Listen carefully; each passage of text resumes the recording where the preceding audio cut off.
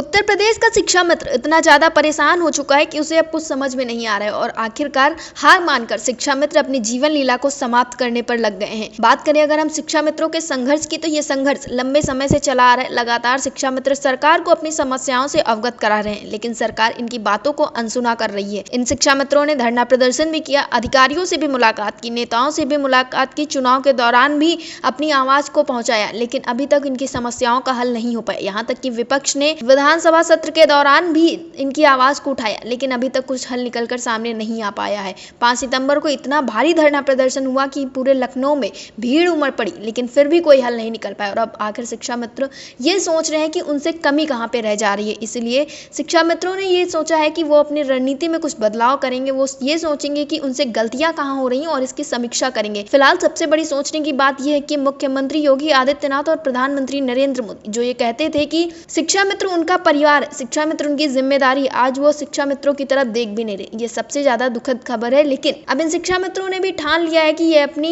रणनीति की समीक्षा करेंगे और ये सोचेंगे कि कहाँ पे इनसे गलतियां हो रही हैं और रणनीतियों में बदलाव करेंगे और अपनी जीत को हासिल करने का पूरा प्रयास करेंगे। और इसी विषय पर 2 शिक्षा मित्र नेताओं की एक कॉल रिकॉर्डिंग वायरल हो रही है। क्या है उस कॉल रिकॉर्डिंग में, आप भी सुनिए। देखो भरत भैया, जैसे हम 20 साल से लड़ रहे हैं, 22 साल से, और एक ही पैटर्न पे लड़ रहे हैं और लगातार हार रहे हैं जी। तो 22 तारीख में मेरठ में बैठ करके हम लोग ये चर्चा करें कि क्या हमें पैटर्न चेंज करना चाहिए, और लड़ाई की जो डेट हो 22 के बाद, जो शिक्षक संगोष्ठी की डेट हो वो निश्चित हो, और क्षेत्र का वर्चस्व जैसे है, मान लीजिए आप देख लीजिए किसको लाना है, क्या लाना है। तो 22 की जो बैठक है वो इस बात पर इसलिए की जा रही है कि हम गलत कहाँ हैं। भाई मान लीजिए अखिलेश जी ने हमारे लिए भला किया, लेकिन उन्होंने आधा अधूरा भला किया ना। हाँ जी। अगर वो हमारे अपॉइंटमेंट में MHRD से परमिशन ले लेते, या जो भी न्यायिक पक्ष था वो ले लिए होते, क्योंकि हम अगर ये माने कि हम टेट पास नहीं थे इसलिए खत्म हो गए, तो 20,000 से 30,000 आदमी तो कोर्ट के समय भी टेट पास था ना। हाँ जी बिल्कुल। उस समय हम सरकार के सहारे रहे और सरकार ने हमारी पैरवी नहीं की। दूसरी सरकार आई तो उसने दूसरे पक्ष की पैरवी करके हमें किनारे करा दिया। तो 22 तारीख को मेरठ में बैठ करके इस मुद्दे पर चर्चा करनी है कि हम गलत कहाँ हैं और हमें अपनी लड़ाई में किस तरह की जो है दिशा देनी चाहिए।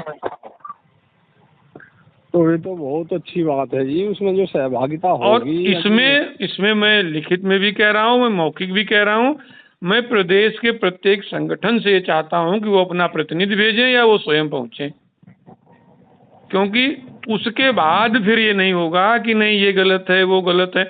और मैं उन लोगों से भी कह रहा हूँ जो हर ग्रुप में 2, 3, 4 जागरूक लोग हैं जो हर किसी की बात को काटते हैं, वो 22 तारीख में अपनी बात रखने के लिए मेरठ आए।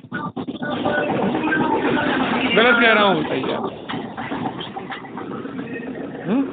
हाँ तो देखो जी, हम तो ये चाहते हैं कि अगर जो मान लिया जाए कि एकजुटता हो रही है, हाँ सभी संगठन एक मंच पे आ रहे हैं।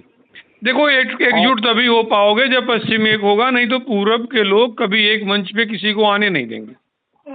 भाई पूरब ने तो निरस्ता लाई है। अगर जो भाई साहब जो पूरब के लोग देखो मैंने जब भी सच कहा है तो लोगों ने कहा कि धर्मेंद्र पांडे पूरब पश्चिम की बात करता है।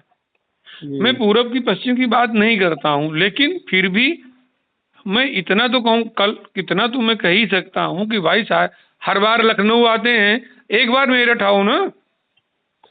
जी मेरठ आओ। अगर जो निरस्त का काम है, यदि इनमें अरुचि पैदा करने का काम है, ये जो झूठे वादे जो करे जा रहे थे, झूठे जो लोग भ्रमित करे जा रहे थे, अब लोग उन्हीं का सहारा दे देकर इन लोगों ने तो निरस्ता पैदा कर दी है। हम तो ये कह रहे हैं कि 22 को मीटिंग है, 22 की मीटिंग के बाद जो हम लोग डेट लगाएंगे मेरठ में दोबारा पंचायत की जो मीटिंग लगाएंगे, उस मीटिंग में हम कम से कम आपको 10 दिन का टाइम देंगे। तो उतने दिनों में जो आप वादे कर रहे हो वो पूरे करा दो।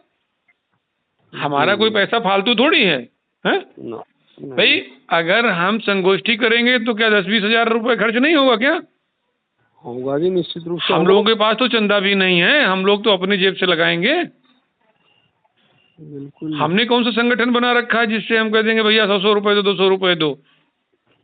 हम तो एक आम आदमी है जी, आम शिक्षा मित्र हैं। इसलिए 22 तारीख की बैठक में हम आपसे भी कह रहे हैं, आपके भी जो जानने वाले लोग हैं वो आएं और वहां भी अपनी बात रखें कि ऐसी कौन सी गलती हम कर रहे हैं 20 साल से कि जो भी सरकार आ रही है वो में उल्लू बना के जा रही। गलत कह रहे हो तो बताओ।